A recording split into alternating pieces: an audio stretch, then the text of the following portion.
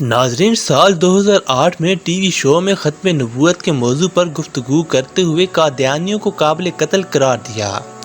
2 دن بعد 2 اہم قادیانی قتل کر دیے گئے۔ ان قتل کی ذمہ داری عامر لیاقت کے پروگرام پر ڈالی گئی۔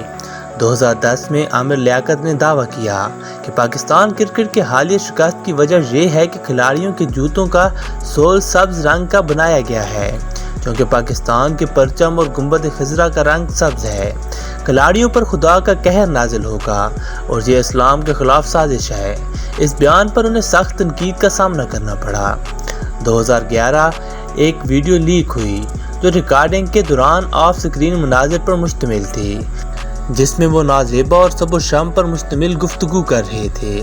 پہل عامر لیاقت نے اس ویڈیو کو جعلی قرار دیا، لیکن نیوز یارک ٹائمز میں عامر لیاقت سے منسوب انٹرویو میں ان کا کہنا تھا کہ یہ ان کا لائٹر موڈ تھا۔ سال 2013 میں رمضان نشریات امان رمضان میں لاوارث بچوں کو گود لینے کے پروگرام کا حصہ بنانے پر تنقید کا نشانہ بنایا گیا۔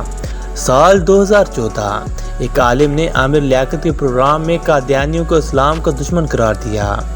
پبلک ٹی وی پر قادیانیوں کے بارے میں گفتگو نے سوشل میڈیا پر تنازع کھڑا کر دیا۔ اس پروگرام کے 5 دن بعد گجرانوالہ میں ایک قادیانی کو گولی مار کر قتل کر دیا گیا۔ یہ دوسرا موقع تھا جب عامر لیاقت کے پروگرام کو قادیانی افراد کے قتل کا محرک قرار دیا گیا۔ 2016 میں پیمرا نے جیو ٹی وی پروگرام انعام گھر کی میزبانی پر 3 دن کے لیے پابندی لگا دی۔ اس شو میں ایک لڑکی کو خودکشی کا ڈرامہ کرتے دکھایا گیا۔ جنوری 2017 میں سماجی کارکن اور وکیل جبران ناصر نے پیمرا میں ایک شکایت درج کروائی کہ عامر لیاقت ان کو بدنام کر رہا ہے اور اس کی جان کو خطرہ ہے۔ اسی ماہ عامر لیاقت نے دعویٰ کیا کہ اوم پوری کی موت ایک قتل تھی۔ اسی ماہ نفرت پھیلانے پر پیمرا نے عامر لیاقت کے بول ٹی وی کے پروگرام ایسے نہیں چلے گا پر پابندی لگا دی۔ مارچ 2017 میں ایمنسٹی انٹرنیشنل نے حکومت پاکستان سے مطالبہ کیا کہ صحافیوں، بلاگرز اور سماجی کارکنوں کے خلاف نفرت انگیز مہم پر عامر لیاقت کے خلاف کارروائی کی جائے۔ پیمرا نے عامر لیاقت کو آن ایئر نفرت انگیز تقاریر پر معافی مانگنے کا حکم دیا۔ 12 دسمبر 2017 کو اعلان کیا گیا کہ عامر لیاقت 24 نیوز پر پروگرام شروع کرنے والے ہیں، لیکن 13 دسمبر 2017 کو پیمرا نے عامر لیاقت پر تمام میڈیا پروگرام پر پابندی لگا دی۔ سپریم کورٹ کے حکم سے یہ پابندی 7 فروری 2018 کو اٹھا لی گئی۔ 26 مئی 2018 کو پیمرا نے ایک بار پھر عامر لیاقت پر پابندی عائد کر دی۔ ان پر الزام تھا کہ انہوں نے جمعیت اہل حدیث اور ڈاکٹر ذاکر نائک کے خلاف نفرت پر مشتمل گفتگو کی ہے۔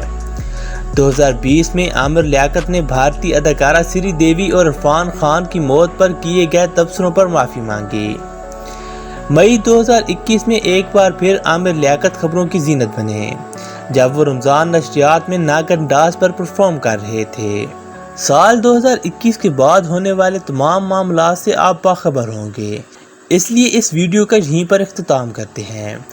ناظرین، ہم امید کرتے ہیں کہ آپ کو یہ معلوماتی ویڈیو ضرور پسند آئی ہوگی۔ اگر یہ ویڈیو پسند آئی ہے تو ہمارے چینل مسٹر حیات کو سبسکرائب کر لیجئے اور ہماری ویڈیو کو لائک، شیئر اور کمنٹ ضرور کیجئے۔ ملتے ہیں اگلی ویڈیو میں، تب تک کے لیے اجازت دیجیے۔ اللہ حافظ۔